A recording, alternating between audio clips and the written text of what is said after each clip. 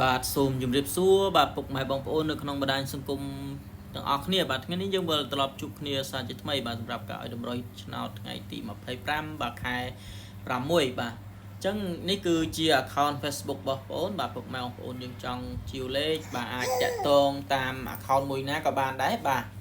ហើយសម្រាប់ថ្ងៃនេះបាទគឺយើងមកមើលលទ្ធផលម្សិលមិញគឺបងប្អូនលក់ពេលយប់បាទយើងលេង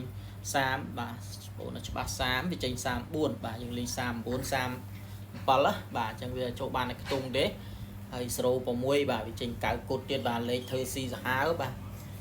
ថ្ងៃឡើងវាចេញ00បាទបងប្អូនអត់ទៅហ៊ានលេងពេលថ្ងៃ0តែទុកយប់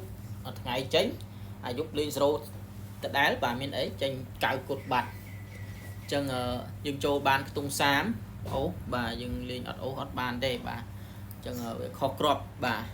ខុសលេខ0មកគុតទៀតបាទអញ្ចឹងសោកស្ដាយបាទយើងអត់បានចំអញ្ចឹងយើងចូលមកដល់កៅតម្រុយបាទសម្រាប់ថ្ងៃទី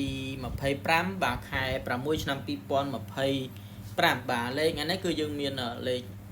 បាទ75 85 41 16បាទយើងលេង ABC បាទពេលថ្ងៃពេលយប់បាទហើយសម្រាប់លេខអូខ្ទង់បាទអូ8អូ40អូ8អូ7ហ្នឹងបាទអូ8អូ7បាទលេខបងអូនបញ្ជាក់បន្តិចពេលថ្ងៃ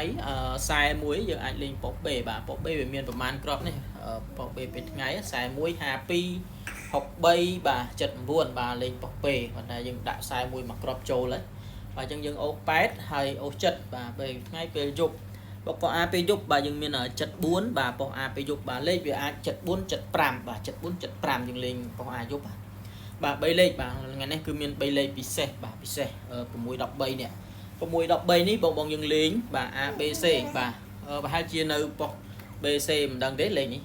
ធម្មតាបងអូនលេងប៉ុស A ថ្ងៃនេះតែគិតថានៅ BC អញ្ចឹងបងយើងមើលលេខនឹងមែនតើបាទកាត់លេងផងបាទ6 13ឬក៏6 18 3 18អញ្ចឹងណាបាទលេខវាអាចស៊ីប៉ុណ្ណឹង